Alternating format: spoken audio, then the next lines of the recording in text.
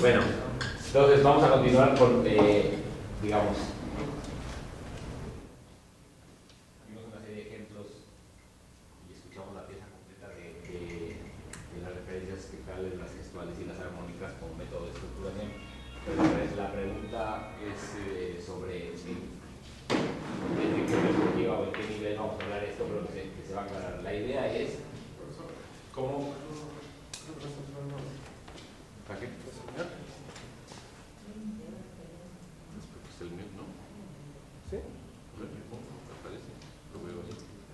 Hola, hola, hola.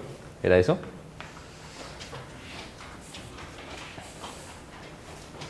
Bueno. No hay banda. Durante el video. Corre el técnico y arregla todo en el streaming y todo. Entonces, la idea de... Bueno, como dije, vimos los ejemplos anteriores. La idea de las relaciones entre lo electroacústico y lo instrumental es simplemente mostrar tres estrategias concretas, diferentes, con ejemplos prácticos de cómo se pueden combinar sonidos instrumentales con tecnología. No tiene que ver con, es decir, por eso lo dividí con la pausa, no tiene que ver con cómo crear estructura. Estoy saltando o estoy de alguna manera regresando a antes de la plática del trade sobre generación de materiales y de ideas. Siempre voy saltando de un lado para otro. ¿Cómo vamos armando la pieza a nivel macro? Elementos para poder crear estructuras y discursos coherentes contra elementos para poder crear ideas a nivel microscópico y materiales a desarrollar. Entonces ahorita regresamos a la parte de tres estrategias.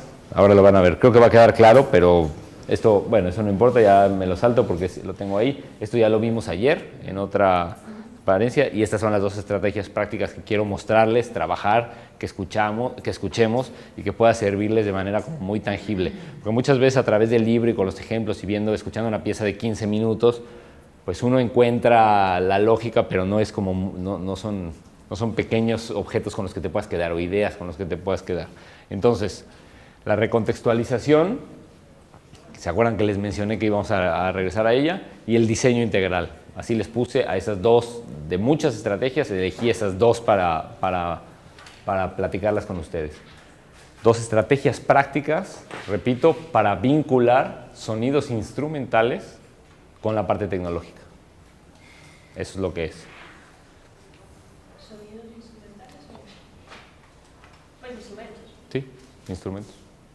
Es decir, fuentes que no vienen de la computadora y que en general son instrumentos.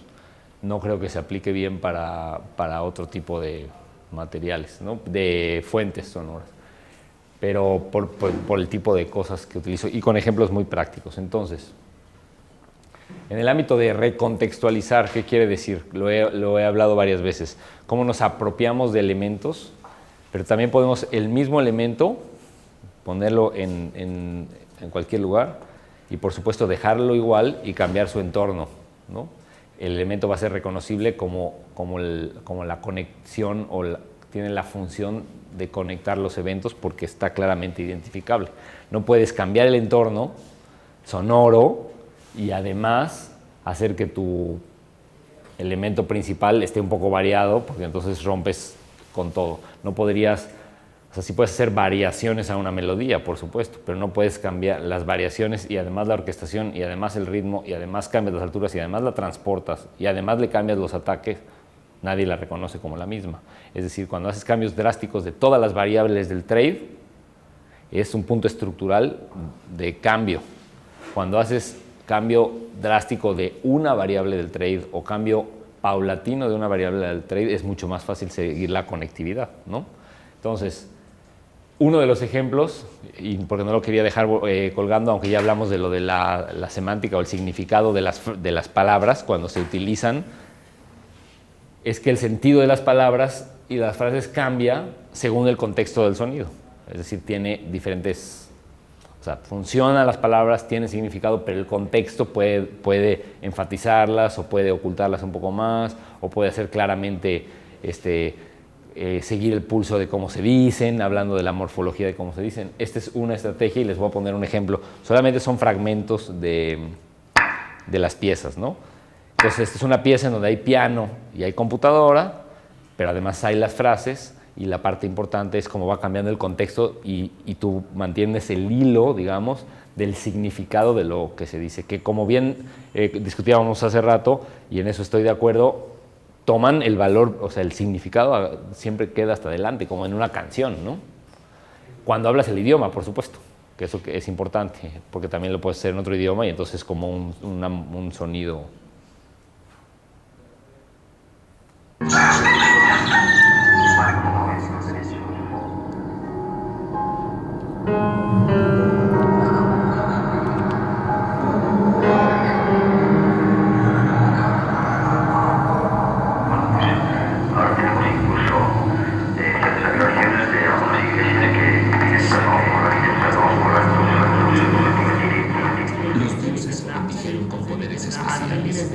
Llegó la hora de dar comienzo al sorteo Melate. Santa Fe. Era el de Santa Fe de Bogotá.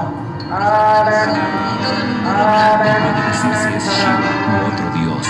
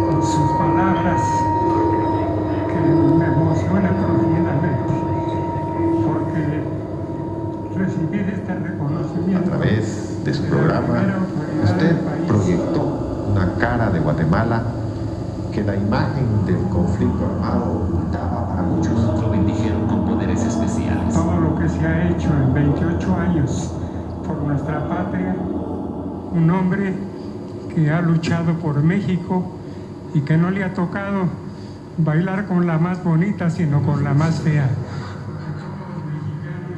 Estamos con usted para salir adelante.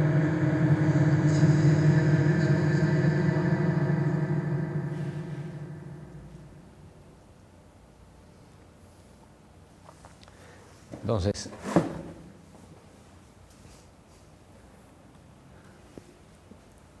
otra aproximación a la misma idea es que los sonidos que permanecen iguales pueden ser los del instrumento. Es decir, que la diversidad no se dé por las frases. De la pieza que acabamos de escuchar, digamos del fragmento de lo de postales, yo hice una serie de postales sonoras de diferentes proyectos con la idea de poderlas mandar y como si fueran pequeños adjuntos de internet que la gente pudiera escuchar con sus cosas, ¿no? Aparentemente es la voz de Antonio Paz, ¿me equivoco? Sí, no es, no. ¿La del final? Sí. No, es se llama Raúl Velasco, es un conductor de televisión. Ah, sí. Sí. Siempre lo vi. Exactamente. El que le habla al presidente al final es él, en el programa de despedida, cuando se va del programa, ¿no? Claro, hay muchos de los sonidos ahí que tienen un contexto cultural que solo le funciona al mexicano, otros que le funcionan más al latinoamericano, otros que no le funcionan, que le funcionan solamente a lo mejor a la Ciudad de México, el sorteo, los sonidos del fútbol no necesariamente son Cuando tienes los significados de las palabras, pues entonces es muchísimo más local por los significados de las cosas, ¿no? Digamos. Pero no, a mí no me importa tanto, o sea, la pieza en general se trata de utilizar puros sonidos que están relacionados con la fe, de cualquier tipo de fe, en cualquier contexto. Las campanas con la lotería, por supuesto, o sea, son vinculaciones bastante, desde ese punto de vista, como superpuestas burdamente, ¿no? La campana con la lotería, el sorteo del auto con uno que dice, me gustaría encontrar un seguro de automóvil que valga la pena, o sea, son como, simplemente por superposición las cosas se vinculan. Y cuando tienen significado las palabras, pues entonces empiezas a ubicar cuál es el patrón que las vincula, qué tema podría ser, ¿no? Y empiezas a buscar si los sonidos de alrededor lo soportan o no lo soportan, o lo respaldan o no lo respaldan. El piano en sí mismo, más allá de la melodía o de los contenidos armónicos que pueda tener, no toma un papel preponderante en lo que hace, ni en las transformaciones, ni en los ataques. El piano es desde mi perspectiva, uno de los instrumentos más difíciles para hacer música mixta, porque no puedes transformar sus timbres, porque a menos que hagas abrir el piano y entonces trabajar adentro y convertirlo realmente en el instrumento de percusión que es, no tienes ninguna posibilidad, es el más cerrado, porque es la maquinaria tecnológicamente más avanzada que se pudo inventar para que siempre salga igual de bien todo, cuando puedes apretar los botones que le corresponde. Entonces es el más difícil para hacer música mixta en el ámbito de la conexión tímbrica. Tiene muchas limitantes en el timbre. Tiene poco, claro, entonces lo que quiero decir con eso es, por supuesto, en el ámbito rítmico es fantástico, en el ámbito dinámico es espectacular, o sea, pero en el tímbrico, pensando en la timbre o en el espacio, tampoco es tiene mucho potencial, pero pensando en eso como una de las características que hacen al lenguaje electroacústico, el piano no es el mejor compañero, ¿no? Comparado con un instrumento de cuerdas o con un instrumento de alientos, sí. ¿Se podría pensar en este ejemplo quizás entonces que es una obra para electrónica y piano acompañante? ¿Algo así? ¿O? Esta es una pieza para grabación, o sea, es una pieza de cinta. Ni siquiera, no tengo partitura de la parte de piano.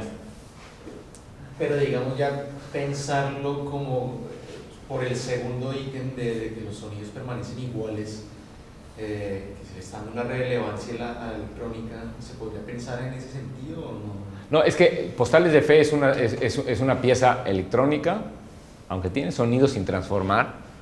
El piano sale sin transformar porque las voces salen sin transformar. El objetivo del piano sin transformar es la equivalencia de como si alguien hablara. Pero lo principal es la Entonces, voz, ¿no? Pues esa es mi premisa de antes, el significado de la voz. Así como las campanas hablan por el edificio, el piano habla por las personas. Ese es el objetivo de tener el piano ahí. Está sacado de una pieza que se llama Solamente Fe, que es una pieza mucho más larga, en donde sí hay partitura de piano y hay conexiones tímbricas, pero estas son pequeñas postales sonoras para enviar en virtud de un proyecto, este proyecto que les comentaba. Todas esas grabaciones que escuchan son las grabaciones hechas con ese sistema aleatorio que graba periodos sin controlar, que les dije, y que después yo escucho todo lo que tengo y mi trabajo como compositor es decir, bueno, ¿qué tienen que ver? Entonces me pareció que el material que más había logrado obtener en uno de los proyectos específicamente eran puras cuestiones que tenían que ver con la fe. Se oía una campana, uno vendía la lotería, el otro quería que su equipo gane el fútbol, todo lo que yo considero que es, bueno, ojalá y pase esto que yo quiero que pase.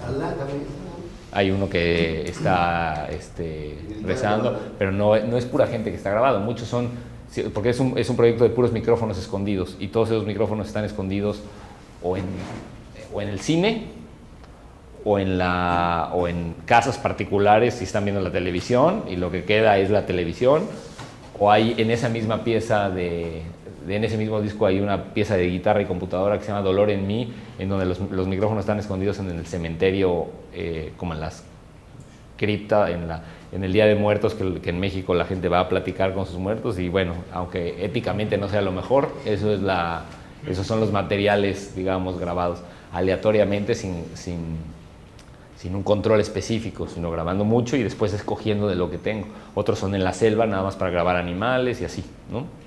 Ese sistema aleatorio, ¿cómo lo...? Depende, cada una de las piezas es diferente, o sea, pues son piezas viejas, entonces no es que te ponían Sí, es lo que iba a decir, no tenía una computadora corriendo, nada, sino ponía los micrófonos y un DAT grabando escondido abajo, o el DAT con el sistema. Muchos están grabados con el audio de una cámara de video, porque si la cámara de video, o sea, si yo le filmo así, pues tú dices, ¿por qué me filma? Usted no me puede filmar. Pues yo tengo la cámara de video bajada y estoy filmando el piso, pues pero el audio está grabando perfecto. Y en esa época, sobre todo hace 10 o 12 años, ya había cámaras mini DV que tenían audio digital en 48, y entonces el audio era espectacular con un micrófono puesto aquí. O yo tenía un micrófono estéreo que ponía en mi espalda, y entonces aquí, yo grababa a lo que le diera la espalda. Y entonces de esa manera nadie se molesta, porque todo el mundo cree que grabas a donde apuntas el micrófono. Pues cuando grabas justo a lo que está dando la espalda, nadie ni se preocupa. O sea, que puede haber micrófonos escondidos por acá. De eso les quería hablar. Necesito que firmen una carta que permite. No, pero bueno, básicamente son ideas de un primer proyecto que tiene que ver, casi cada uno de mis discos, de los discos que tengo, digamos, solos de proyectos personales, tienen un entorno o un proyecto del disco. En el caso de este disco manifiesto es 5 obras que buscan maneras de integrar paisajes sonoros no controlados a música mixta. Cómo los haces válidos en el entorno mixto, ¿no?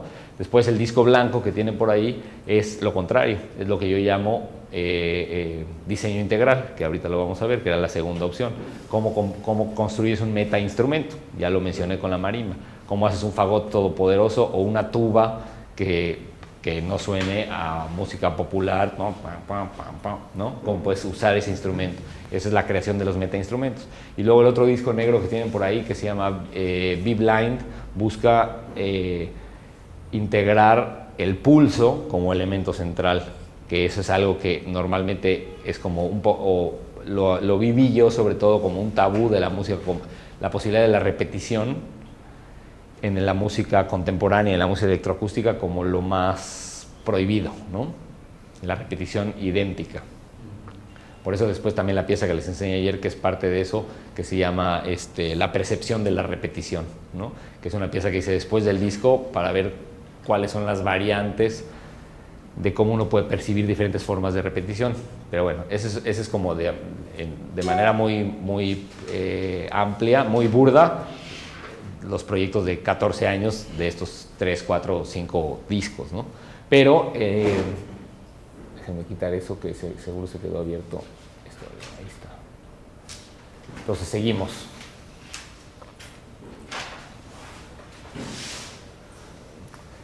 ¿Qué significa entonces la posibilidad de que los sonidos del instrumento permanecen iguales? Es un ejemplo muy práctico. Esta es una pieza del mismo proyecto de paisajes sonoros integrados que se llama Babel, en donde toda la semántica y todas las palabras están en diferentes idiomas para justamente alejar de que uno pueda comprender siempre las palabras, algunas sí, algunas no. Pero además hay una flauta, ¿ok? Y van a ver, y ahorita les muestro específicamente a qué me refiero con un sonido que se mantiene y el contexto que cambia, pero creo que... There are those who say that life is a new imagination. The reality is a figment of the imagination.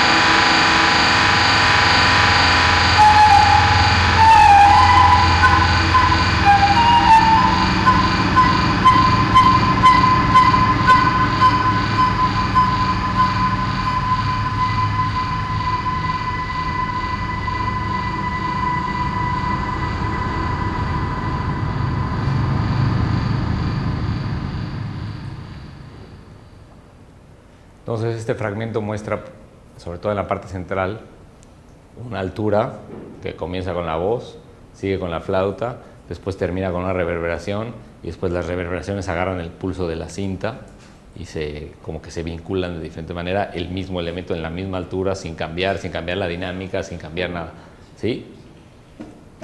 ¿Perdón? No, pues impresionante. Pues gracias. Voy a poner justo ese momento al que me refiero, ¿no? Que es aquí. Ahorita se lo digo. A partir de ahí ya está la altura, la voz.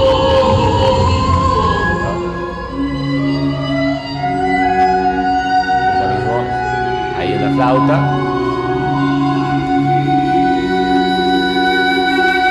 Y ahí es el reverb. Y se mantiene el tono en la cinta y ahí cambia, ¿no?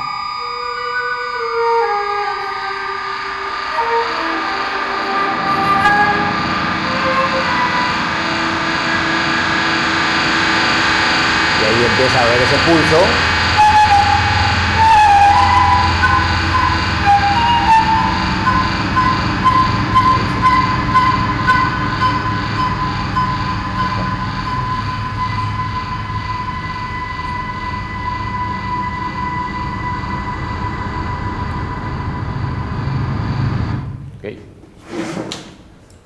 Les voy a enseñar, me voy a salir de aquí un momento porque les voy a enseñar el ejemplo más importante de esta idea de permutación, de cómo convertir un sonido reconocible de una voz a un sonido tecnológico.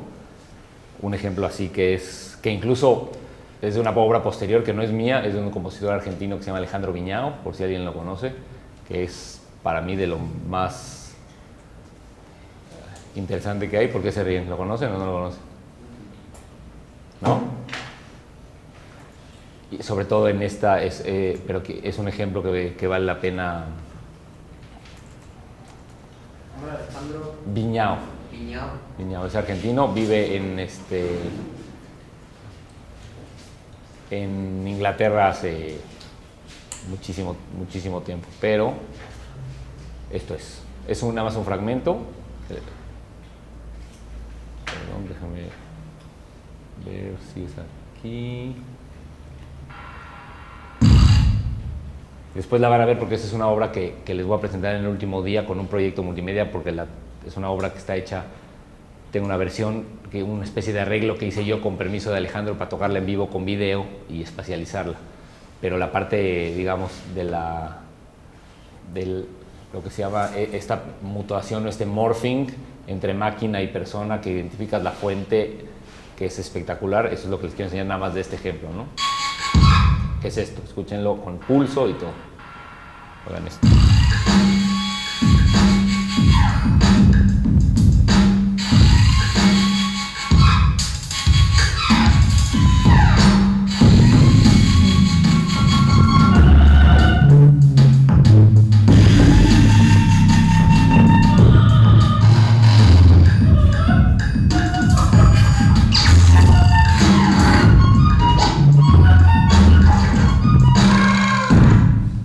Otra vez, vamos.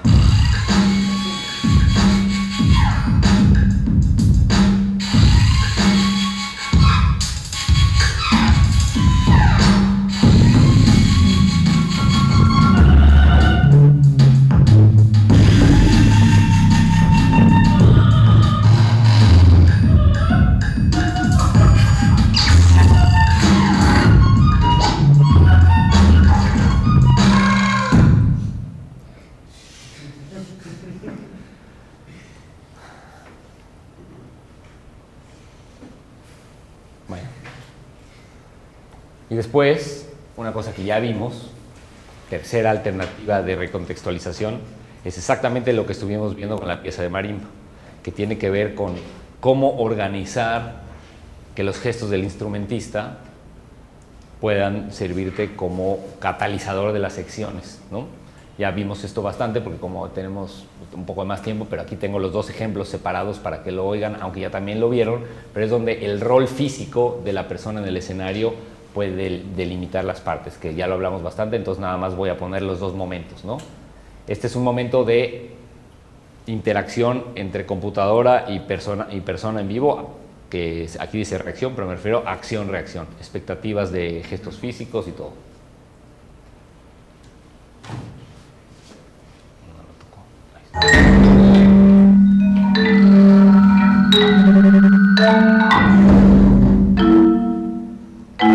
Perdón, se me olvidó decir lo que quería decir, la razón por la que lo estoy tocando otra vez, que son... Si oyen cada uno de los momentos de acción de los ataques, en prácticamente todos de esta parte, lo que hacen es intervenir y dar instrucciones a la parte de computadora para cortarse o para arrancar. Es decir, prácticamente no hay momentos en donde un evento genere una resonancia o genere una transformación sonora paulatina, sino son drásticos. Eso es a lo que me refiero por acción-reacción. O sea, van a oír que esos tonos se cortan cuando él ataca, arrancan cuando él ataca. Ese es el tipo de reacción a la que me refiero, ¿sí? O sea que es variable, pues muy variable eso. Esa es mi estrategia para demostrar o soportar el hecho de que las acciones del intérprete son las que están generando los sonidos, pero no solo de la marimba, sino de toda la pieza. O sea, pero no tiene triggers de Max que lo disparen, sino que están sincronizados por el tiempo. Perfecto. Pero esa es la manera técnica de resolverlo, ¿no? Sí, o podría ser también. Podrías tenerlo como dependiendo de la complejidad de sincronización que necesites, es que tienes que tener triggers o no. En este caso, en mis piezas no, porque no importa lo que haga, casi siempre va a coincidir algo, pero siempre va a coincidir otra cosa. Entonces a mí no me importa mucho eso.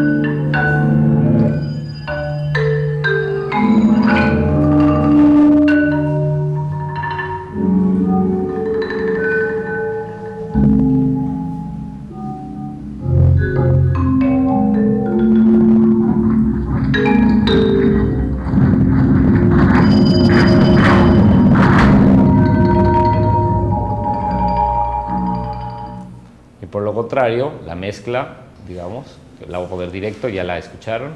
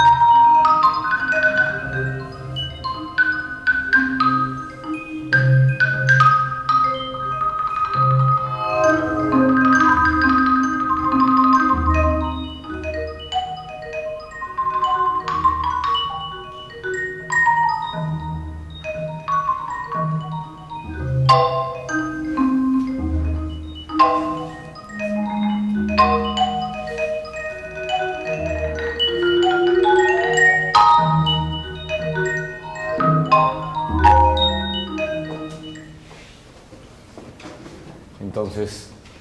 o sea que esto es totalmente retrogradable, ¿no? ¿Retrogradable? Sí. No entiendo eso. Digo, como que la reacción o afinación puede ser tanto del instrumentista como del generador, como de la cinta, o sea... Ah, sí, claro, por supuesto. No, eso es una buena observación porque una de las cosas más cansadas que hay en el mundo después del tráfico es que siempre la relación sea que uno propone y el otro reacciona, ¿no?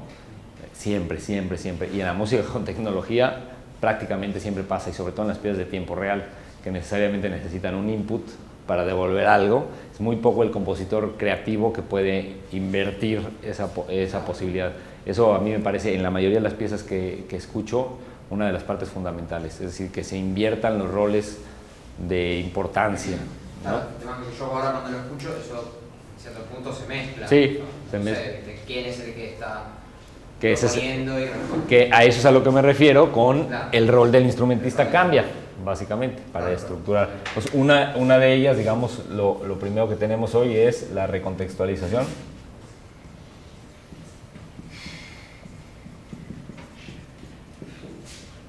¿Ok? Y la 2, que ya medio hemos empezado a hablar de ella, pero no he hecho los ejemplos específicos, es el diseño integral. Dígame, cuando dice ¿Cuando digo qué?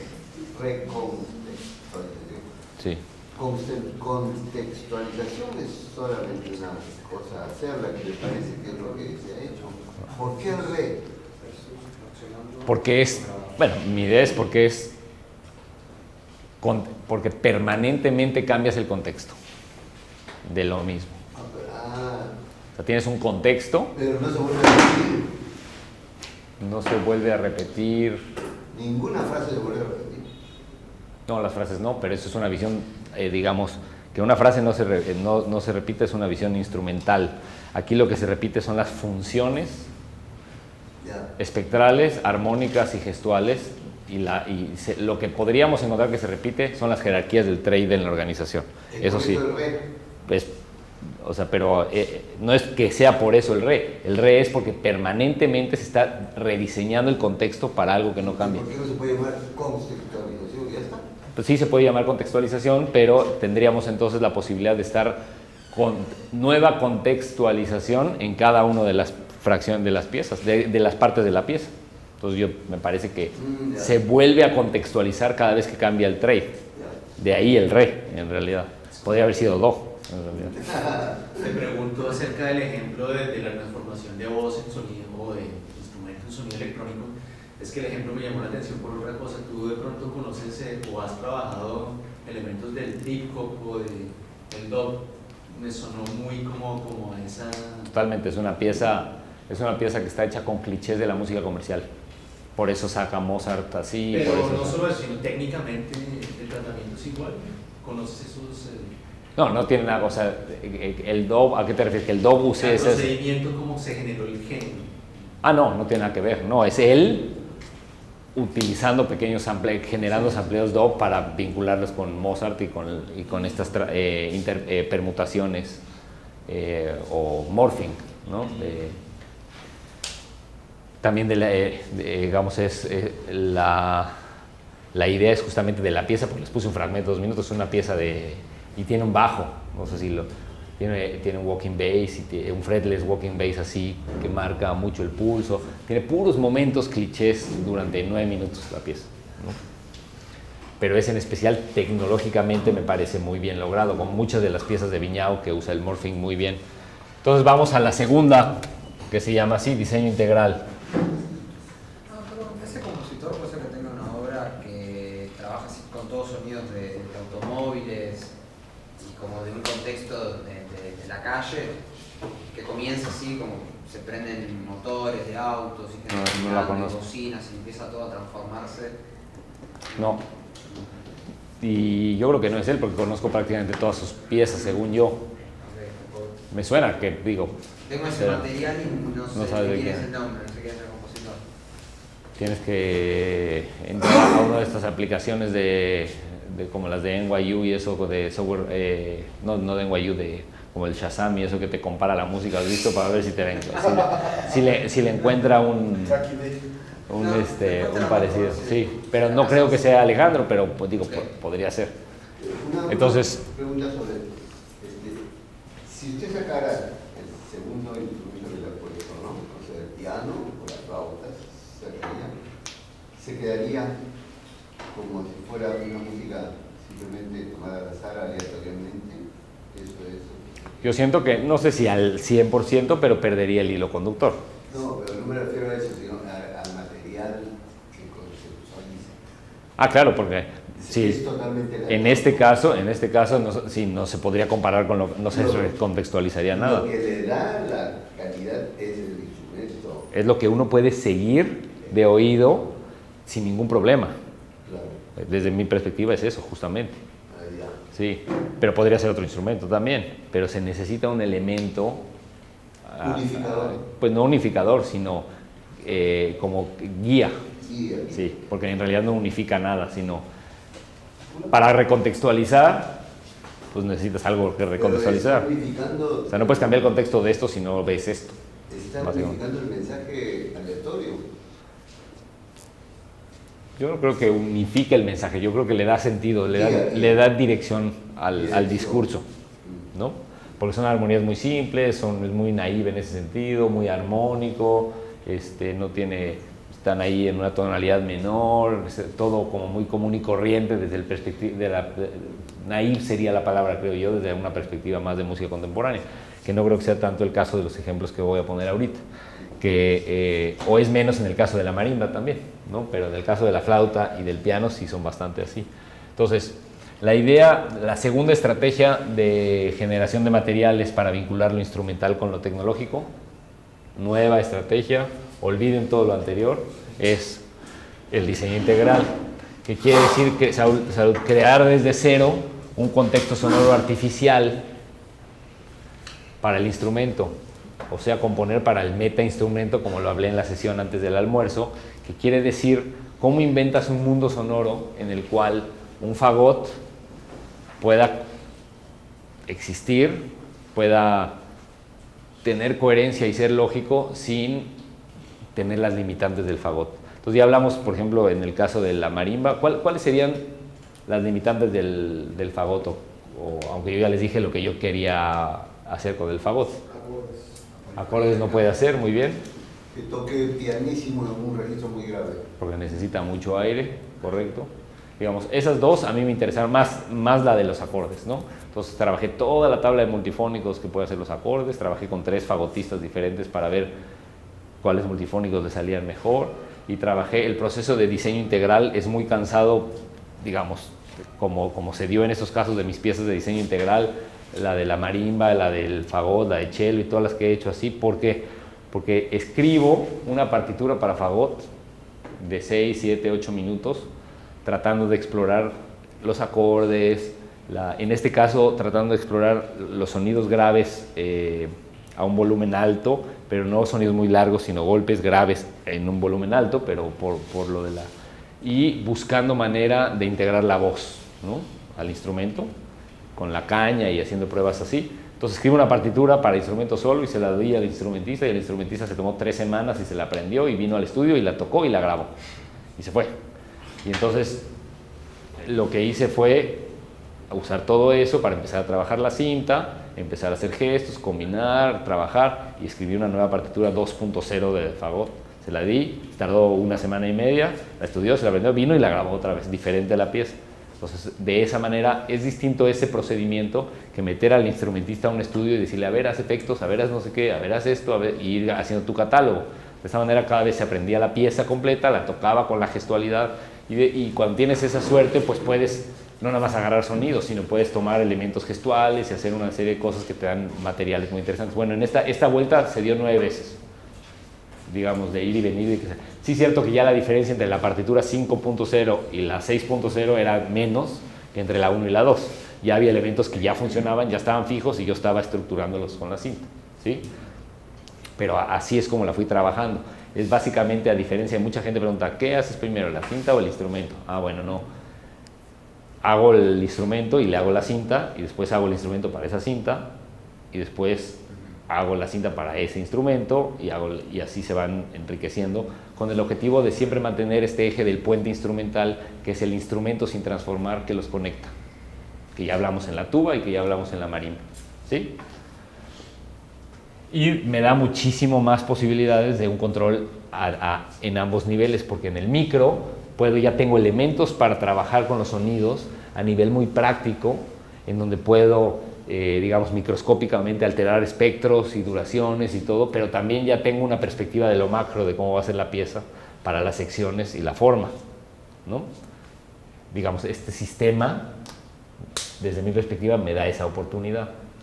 Y finalmente, ¿qué es eso? Definir la estructura en función de lo que es atractivo para el compositor. Ya puedes ver los resultados, porque además te permite tener el fagot grabado, poner la parte de cinta, oírla, cómo va a funcionar y tomar las decisiones de qué te conviene alterar, si te conviene trabajar en la cinta, si te conviene hacerle un filtro para que el espectro en donde está el fagot se oiga más claro o se encimen.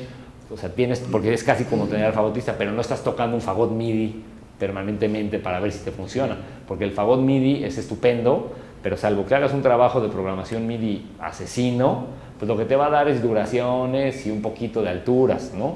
Pero la cosa tímbrica falla bastante y ya, o sea, te da para lo que el MIDI funciona, que son las cuestiones armónicas, las cuestiones dinámicas y las cuestiones de duración, las tres primeras jerarquías del trade en toda la música popular, por ende comercial, por ende para eso está diseñado el MIDI. ¿Sí? Para un control tímbrico, el MIDI con sus limitantes de 127 pasos, pues no da una, ¿no? O sea, no funciona. Entonces, les voy a mostrar dos ejemplos de esta idea de metainstrumento, una en la pieza de fagot que no hemos escuchado y una en la pieza de cinta que escuchamos ayer, la segunda. Sí. Esta cosa de creación desde cero de un contexto sonoro artificial. O sea, por más que sea una creación desde cero, estás recontextualizando, ¿no? Bueno, no, sí, recontextualizar siempre es poner un elemento que ya usaste antes en otro entorno, sí. Por supuesto, si yo ahora hablo acá y me pongo una pantalla rosa es lo mismo. Pero no, pero el punto está en que son dos estrategias que se pueden utilizar separadas. Y tú puedes decir, ok, esta obra la voy a hacer así, con diseño integral, voy a hacer un metainstrumento y va a ser para marcador todopoderoso. Entonces identificas sus limitantes y dices, no puede hacer acordes, no puede hacer sonidos graves fuertes, no habla, ¿no? Entonces les voy a mostrar. O sea, la primera estrategia está como más pensada justamente en trabajar lo concreto desde el material. Exactamente, lo concreto es una buena palabra. Y aquí no hay sonidos concretos, ¿no? En el otro sí, justamente es cómo vinculas los significados y los sonidos concretos más desde la perspectiva schafferiana y aquí más desde la perspectiva acusmática o electroacústica pura, ¿no? Igual en una misma pieza podrías usar las dos tipos de estrategias. Sí, tú podrías buscar una manera de usar recontextualización. De hecho, no tendrías que buscar una manera, podrías buscar en un análisis de la de marimba estructuras de recontextualización, o sea, ¿dónde estás usando algo igual más adelante en otro contexto? Pues lo encuentras seguro. Te lo puedo dar. Pero no significó para mí un método prioritario de organización de los materiales, nada más. Perfecto. Eso es todo. ¿Tiene algún significado solo la composición del instrumento antes de no, en este caso no, siempre está pensado, estoy componiendo para hacer una idea y que me dé los elementos interesantes en la transformación. Para sí. el todo, para lograr el todo. Exactamente.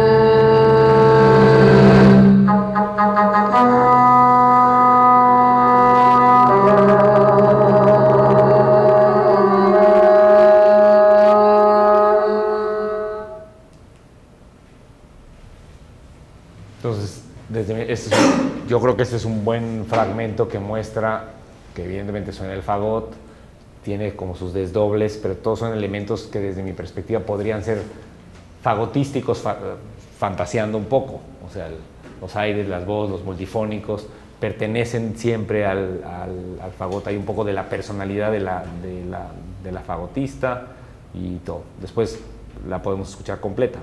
Ahorita fueron 2 minutos y medio y es una pieza me parece que de 12 minutos, ¿no? Y en el caso de la pieza que escuchamos ayer, este es un fragmento de cómo hacer la propuesta un poco del diseño integral. Se contrapone un poco con el título en una pieza que no tiene instrumentista en vivo, pero van a reconocer el instrumento porque es el que ya usamos en el ejemplo de la pieza de ayer, ¿no?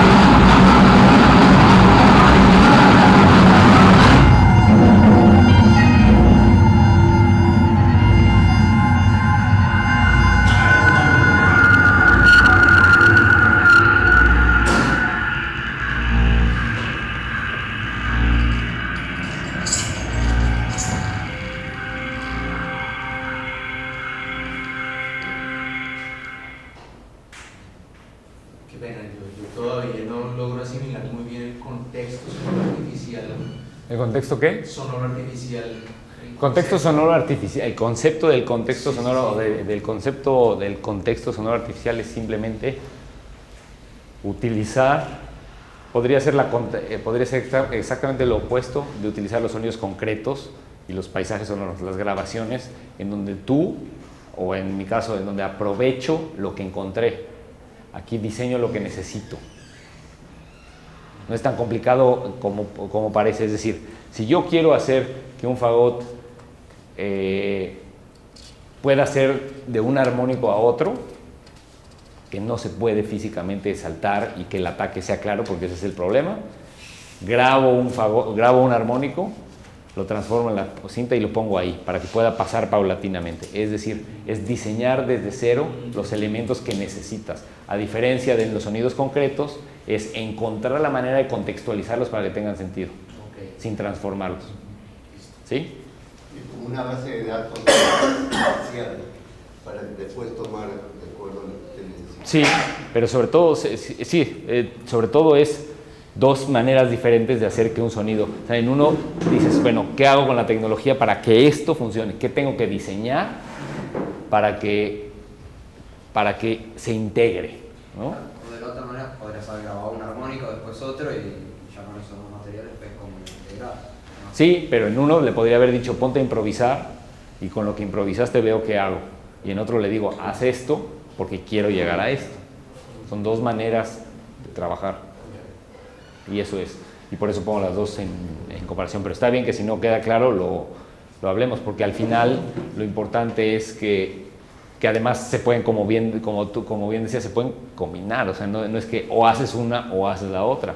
Estas son estrategias, no son estrategias de composición, ni son maneras de analizar, ni tienen que ver directamente con el trade, son simplemente maneras de vincular en momentos específicos un instrumento con la computadora, dos que me parecen útiles, ¿no? ¿No se caería en el riesgo de lo genético, algo de lo mismo? Sí, ese es un buen, o sea, es realidad, o sea, el hecho de que estés trabajando siempre con la misma fuente, en el caso del fagot, te podría dar niños tontos, como he dicho varias veces, porque solamente tienes ese elemento, pero tu capacidad de diversificar, pues depende de uno, pero también te podría pasar con lo otro, repitiendo y repitiendo, o sea, el asunto es cómo puedes generar un patrón de cambio suficientemente conectado y vinculado para que se entienda la dirección, pero suficientemente distante como para que se vea la evolución y sea interesante. Por ejemplo, un armónico que queda anulado o algo así. ¿Un armónico que qué? Porque pasa por un proceso de granulación o algo de eso, ¿no? Pues, una resultante diferente. Sí, esa es una alternativa de medio millón más, pero esa es una, sí, por supuesto. Sí, esa es, digamos, la combinación de un proceso a un elemento, pero el valor que tenga ese armónico en la pieza puede ser o muy importante o muy poco importante, o sea, no sabes qué función va a tener, ¿no? ¿Alguna otra pregunta o, como digo yo, si alguien tiene una respuesta, esto es más bienvenida que una pregunta, ¿no? Bueno, entonces me interesa en este contexto oír en los últimos minutos de esta primera sesión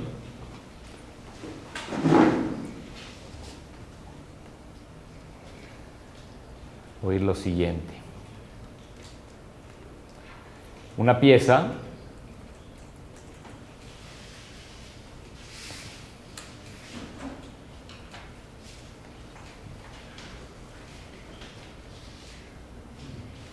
ok, vamos a escucharla y voy a ver si tengo aquí la... Ok, aquí está el audio, ahorita les explico qué pieza es.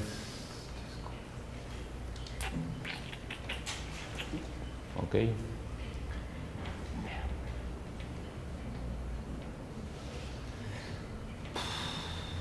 está.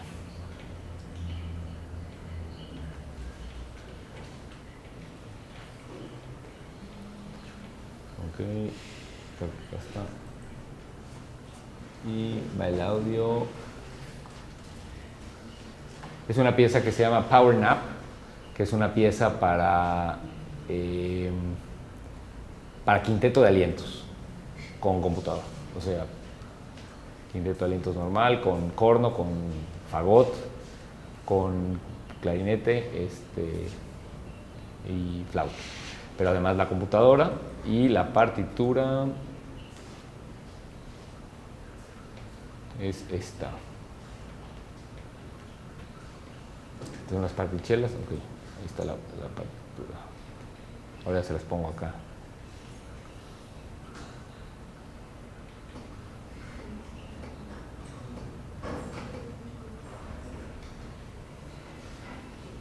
Saben que voy a cambiar el... ok.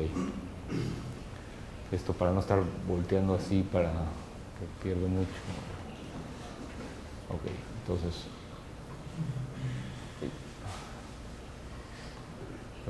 esa es la partitura.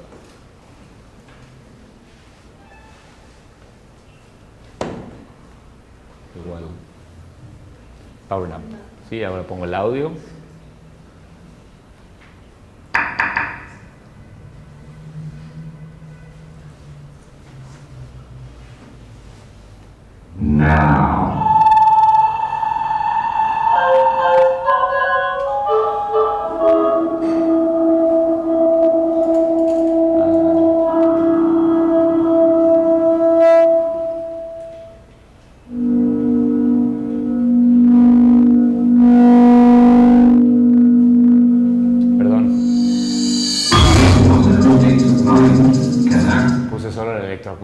No puse. Sí, me di cuenta hasta la segunda entrada. Eché a andar el audio de la electroacústica en vez de la versión del estudio del disco. Perdón. Nap es descanso. Nap es siesta. Sí. Pero power nap se usa en inglés para una siesta de 10 minutos para recuperarte, así como siesta intensa, ¿no? Sería la traducción. Perdón, va otra vez.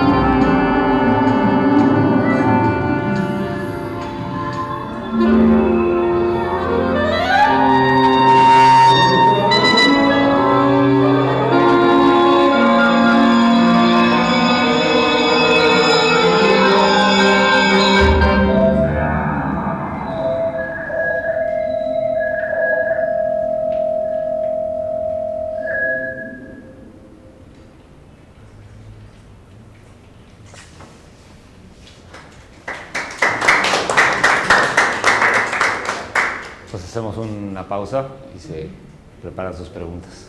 Listo.